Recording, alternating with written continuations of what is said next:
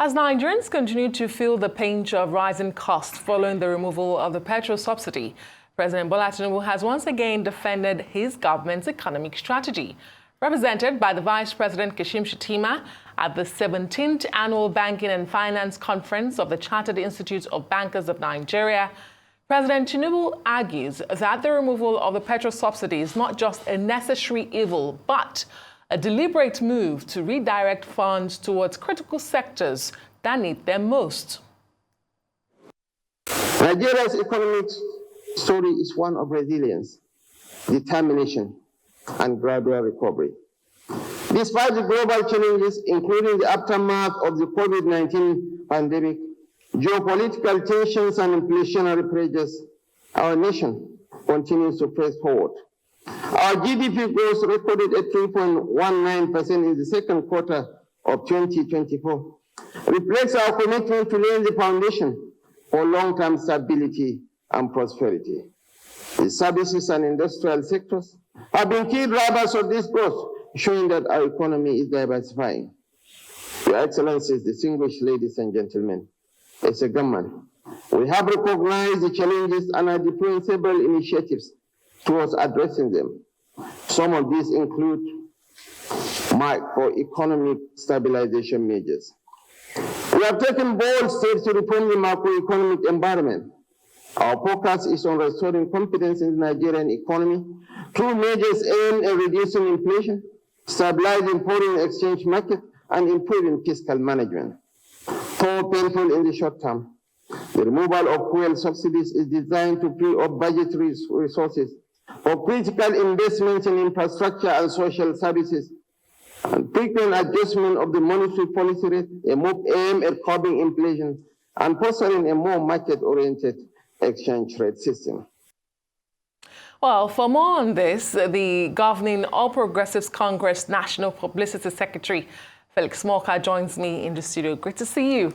Good to see you. Thanks for being here on the show. Thank you. Now, the government has been defending the removal of petrol subsidy.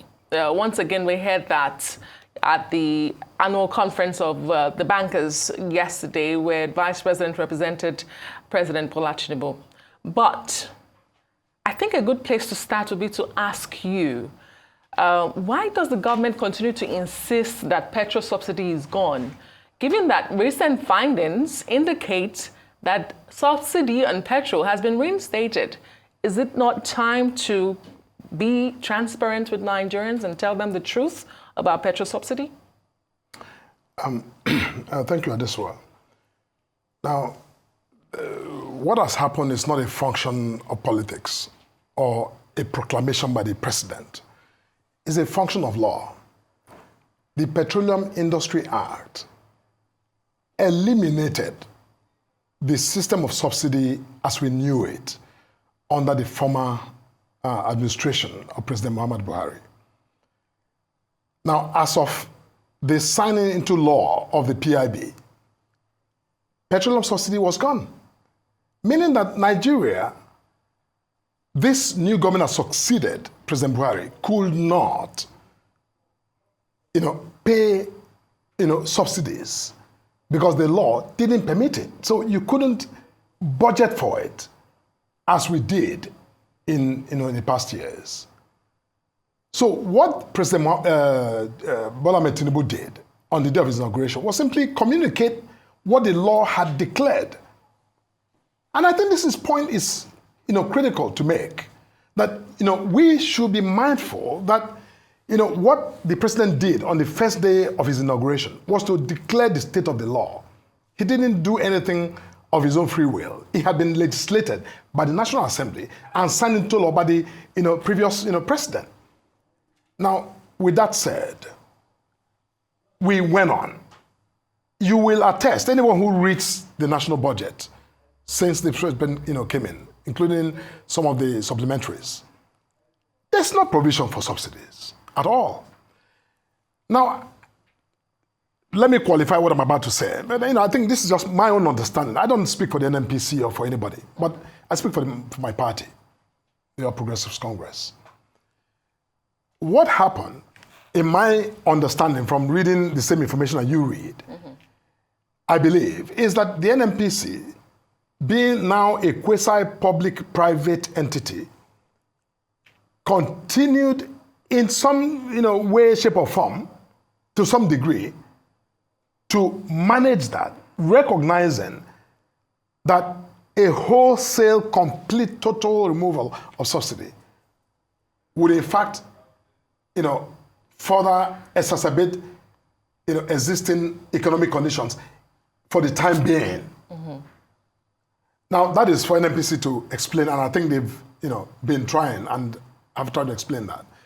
But the point I'm making is that that subsidy regime had become completely unsustainable. You cannot have a country where all of the earnings, the gross earnings of the country, was expended subsidizing one single product for the people. I understand that historically we've created the dependency on subsidy. So our people are used to buying fuel, at almost nothing compared to what others are buying elsewhere. However, now that it's become obvious that we cannot sustain that system had to go, and it was removed by law. Nigerians have representatives in the National Assembly. They could have told their representatives object to the removal of subsidy when that discussion was taking place. There were public hearings done. Whatever happened, that was passed into law, and the President Buhari signed it. That is the state of affairs today. And by the way, let me say this. I'm not an economist. I'm just an ordinary lawyer. But I dare to say that I do not know of any country, or of any individual for that matter, any family, that has generationally lived on one single income and lived comfortably. You must be, either a self-made billionaire in dollar terms, or you inherited some wealth. Your point exactly? To be able to do that. My point being that Nigeria, generationally, since independence, has lived on one single, product and source of income, of a product that's not even controlled by the country, that is internationally dictated. Oil price of crude oil is not set by Nigeria, as some businesses do. Coca-Cola sets its own price. But the price of crude oil, which is the only major source of income for this country, is dictated externally. We have no control over it.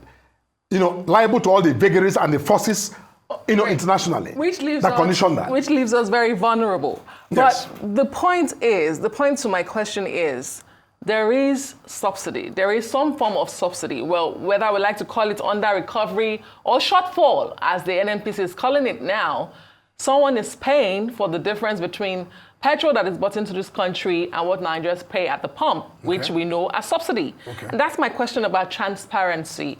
To the point you make about the National Assembly and the President and the law and the previous administration, is that the government allowed the NNPC to use its dividends from 2023. So there was knowledge of what was going on. Mm-hmm. It's not as if the president or the government did not know what NNPC was doing.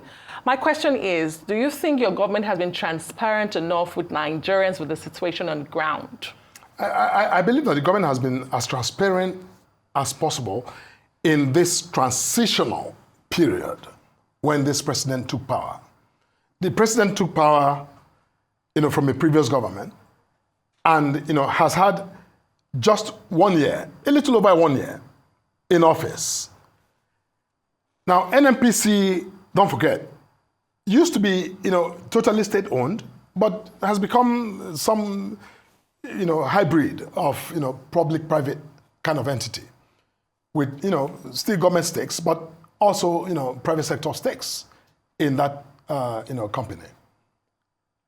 Point is that the NNPC, consistent with its own mandate now, institutional corporate mandate, may have continued, from what I read, to bridge the gap between the true costs, reflective cost of petrol, and the actual cost of petrol. Now, let me get this straight. Who is complaining? Nigerians complaining that rather than pay so much more for petrol, even with the removal of subsidy, whatever NNPC is doing, and the corporate information spokesperson for the NPC may come here to explain what they're doing. I can do that. Mm-hmm. But, and Nigerians complaining that the NNPC, in the meantime, anyhow they did it, actually have managed to keep the price of petrol still below the, optimal actual market price, which is significantly higher. In the meantime, if I am speaking for myself, I am actually, anyhow they did it, that petrol was in fact, we were buying at pump price, cheaper than, prevailing international market price for petrol. I think that, the reaction shouldn't be one of, condemnation as we tend to see. It should be one of actually, somewhat, some reserved applause in the background to say, anyhow it happened, hey, I'm thankful that for now, I'm still getting this product, at this price. I think the question of transparency is between, the NNPC, for them to explain, really, because, they are the managers of this system, and you can't simply, just because NNPC is an institution of government, therefore you can ascribe everything NNPC does, to the president or to the administration. He's the Minister or to of the party. Petroleum Resources. No, he is the Minister of Petroleum Resources, but, now, this one, if we came here today and you were told that the NNPC can't even operate because the president is dictating every corporate decision that they're making, I am sure you will still bring me here to interrogate me. Why is the president messing with the NNPC? Because, again, let me stress, the NNPC is not now, a totally, public entity. It is a quasi-public, quasi-private entity. It's a hybrid of both. And I think that if the president were, in fact, every morning telling the NNPC what to do, how to do it, we will still be here discussing why is the president messing with the NNPC. He is not messing with the NNPC. He's allowing that corporate entity called the NNPC to do his job, and that's what they're doing. Great. Some people will say perhaps it's time for him to mess with the NNPC as things are not going all well. But, given the immediate hardship caused by what we were told that subsidy was gone, and from the books, it does show that subsidy was gone briefly for maybe 2 months before it was reinstated. Given the hardship that this has caused, from food to transport prices soaring, can you really convince Nigerians that this was in their best interests, especially as critics say, even in this time of hardship, we're not seeing austerity on the part of government? So how do you convince Nigerians that this was for them and this is in their best interest, as the government continues to say that, it will get worse before it gets good? When will it get good? And how was this for the interest of Nigerians? That's a good question. But look, first, let me say that the president and all of us, who are associated one way or the other at the party level, are not under any illusion as to, what is going on. These are policies that were intended to tackle the rot, the decay in our economy at their roots. They're not cosmetic measures that the president is throwing at the problem, hoping that it works. No, these are carefully thought through, designed, policy interventions that are meant to tackle, to stabilize and revitalize the economy of our country. And this were the problems we're discussing. I know we never have enough time to have this conversation, but the problems we're discussing, they run deep. They run deep from a long time ago through several administrations. There's no Nigerian family today that is living on just one income. Nigeria has been living on one income before independence and through independence until today. One income. Like I said, from a product that we have no control over. How did that happen? With generations of leaders and presidents have come through, military and civilian together. How come we're still at this level where we're talking rudimentary, programs of, survivability for a country like Nigeria with a population that is exploding? Actually, if you take a look at today's budget, the budget for 2023 or 2024, is no larger than the budget we had in 1990 in dollar terms. When you convert whatever, forget about all the exchange rate, whatever, when you do your conversions, you are landing at almost exactly what the budget was for Nigeria in 1990 with a smaller population. Same budget for a much larger population today. How did we get here? So, in other words, before President Tinubu, and even President Buhari, we have not significantly, upped our input in terms of a national base. So the point I'm making is that what this president is doing, he's doing something that his predecessors didn't do.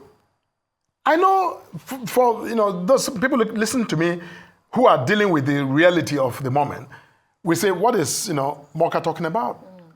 I don't blame them for asking that question. But look, when you decide to renovate this studio, you will make a mess of this studio. There will be dust. Everything will be removed. But when I come back here after your renovation, if that was done properly, I will say, wow, this is why, you have a brand new studio. This is wonderful. But I may not have come when the dust was in the air to see the mess you made. That is what this president is doing. Think about it. Why would a president who was elected a year ago, or just a little more than a year ago, decide to actually create conditions that will, cause any sort of difficulty to, the people? Who is hoping, who has a constitutional, prospect for re-election? Why would they do that? Nobody does that. This president can decide painlessly and easily to say, no, let me do what my predecessors have done. Borrow more money to finance government, keep subsidy in place, let Nigerians buy their fuel at 200 naira, and then kick the can of this problem down the road for the next president, maybe 2, 3, 4 presidents to deal with. All I'm saying is that this president has said, no, the buck will stop here. I will at least try to fix the problem today so that Nigerians of today and the future, we have a better country. And I think that economists around the world have acknowledged that if this country manages to stay on this program of reform, we will see and witness and bear witness to a new Nigeria where things are so much better than they are today. Well, I get your point. But let me tell you what critics have been saying as to, I get your point when you say the president would not intentionally put tough measures in place, when he has prospects of coming back to the same Nigerians to beg for their vote. Let me tell you what the critics have been saying. They say perhaps he did not think through the economic policies. It was a knee-jerk reaction. They also say perhaps he has picked the wrong people to be around him to find the solutions to this problem. And it's something that is coming from all corners, including those who are in your party, and from the opposition. They seem to think that the president has surrounded himself with people who do not have solution to the problems. Okay, there's a twin aspect to your question. One is... He didn't think the policies through? Yes, and the other, about implementation. Yes.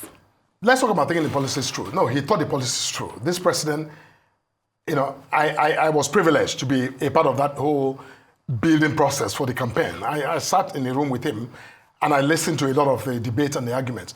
Debates of all shades were advanced and, canvassed during that whole constitutive process for the campaign and, these policies. He knows what he's doing. Now, as for the policies, this question of removing subsidy, for example, was, I think, a prescription or a campaign promise made by all 3 major presidential candidates, including Atiku Abubakar and Peter Obi, both of whom today, I think, have nothing else to do in their lives other than to, just, throw mud and incite the public against this president for implementing the same suggestion. Because you know what? Removing subsidy, for example, was inevitable. It was not, there's no second way to do it. How about unification of the Naira, the exchange rate policy? That too, you can't have a dual exchange regime with the kind of arbitrage we had, where somebody brings in $1 million from, from Germany or anywhere else into this country, changes at 460 to a Naira, and then the bank turns around or somebody turns around, takes the same money and sells at 800, times 2 of the value. Why would anybody bring money to Nigeria to invest, to create, investments, to, foreign direct investment that can then create opportunities and economic, capacity we need to, completely relaunch the economy of this country? Why would anybody do that? If I was living abroad and I'm told that if I bring $1 million, I get 460 million, and then I know that the bank manager will take that same $1 million, dollars and make it and collect his own 460 million, double, what I got. Why would I come to Nigeria to invest? You see, economics is economics. The problem is that we have decided as a people, especially the political people, the Peter Obis and the Atiku Abubakars, to politicize, everything. Even things they know or they should know are, germane and real that this president is trying to do, that they would have done if they had been elected, but they were not. Rather than simply be statesmen, let me refer to the UK. UK, when they had this protest, the riots, and over that murder with, if you read the statement of the Prime Minister and the statement of the opposition leader, minus the formalities, they were the same.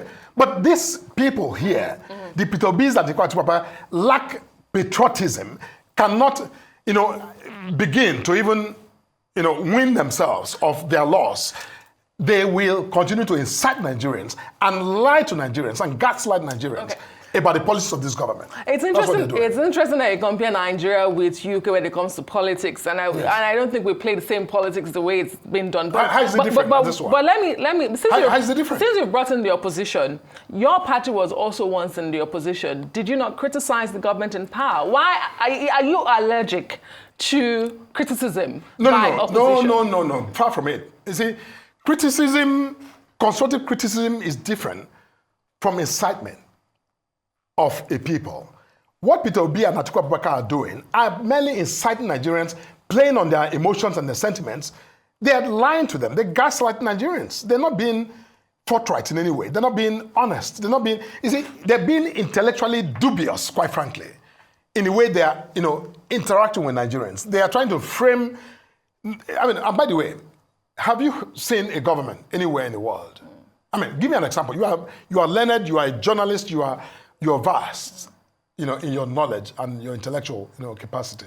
Name one country where, in the first year of an administration, where the opposition decides that the government has failed and needs to be, vacated. It doesn't happen. Policies, any economic policy, no matter how small, even in your family, any economic policy that you attempt to implement, if you decide that you don't want to spend too much money on food or education, it takes more than, a while to actually get it through. But in this government, before the first anniversary of this government, these characters, the Obis and the Atikus, had decided that the government had failed. Okay. And, I think that's irresponsible. We're almost out of time, but I can give you irresponsible. I can give you one country. In the UK, the Conservatives are already blaming the Labour Party for some of the policies they are carrying out, and it's less than 3 months. No. But let's carry on, Mr. Morka. We're almost out of time. Yes. It's 10 days, but can I ask you really, when will Nigerians begin to see the tangible results of the Renewed Hope agenda? Can you tell us? The results are already with us. The GDP of our country is growing phenomenally. 3.1% GDP growth is no mean feat. The US economy, some of the developed economies are not growing at 3.1%. We are. And I think that reflects the confidence of the international economic community, foreign investors, domestic investors who are in fact confident that these policies will ultimately lead to a radical, resetting of our economic, life and reposition of Nigeria to be not just a domestic, competitor, but to compete effectively, on the, international, global level. Fingers crossed, we'll wait to see. But very quickly, we cannot let you go without talking about the Edo State election. It's 10 days to go. The PDP says you have essentially handed them an easy win because you have a candidate that lacks the competence and capacity to lead Edo State effectively. They insist his lack of media engagement in Nigeria proves their point. How do you respond to this? Very quickly. That's absolute nonsense. Where does it suggest that coming to Arise TV or to channels or to any TV or CNN is a requirement for communicating with your electorate? Monday Okpebholo, a candidate, Senator Okpebholo, is an elected senator, from Edo State, right? Representing his district. Yes. In the central area. He communicates effectively with his people. Anyone who is, using whatever, I've heard some of your colleagues on the morning show lampoon that individual, a candidate, because they say he doesn't speak fluent English. When did the Electoral Act or the Constitution prescribe any level of literacy or fluency in English language as a requirement for, qualification to be served as governor? Whatever language he speaks, even if he speaks vernacular, what is important is that he communicates effectively with the people of Edo State, and he's doing that, and which is why he is surging. And you know what? I can, tell you for free that we're confident that Monday Okpebholo, Senator Monday Okpebholo, after the election that is coming in a few days, will emerge as the governor of Edo State because, he is doing the right things. He's speaking the language. And of all the candidates, he's the only one who understands the problems of Edo State. He's the only local. The others are from Edo State, quite all right. But, they are, diasporans who have simply, parachuted into the Edo State, political system, hoping to actually grab, the governorship. Edo people are smarter. I'm from Benda, I'm from Delta, right? So, I know Edo State, as a Bendelite, and I know that they don't play. They know what they want, whether that person speaks perfect English or imperfect English. All that matters is that he will deliver for them the promises he's made on the platform of APC. Well, we wish you the best. I'm an Edo person in diaspora, and I don't think that you should count me out. I'm not counting you out. If you're going to run, that's a different conversation. Thank you so much, Felix Morka. Thank you so much. The National Publicity Secretary of the Governing All Progressives Congress. Always a delight to have you on Primetime. Thank you. Good to see you.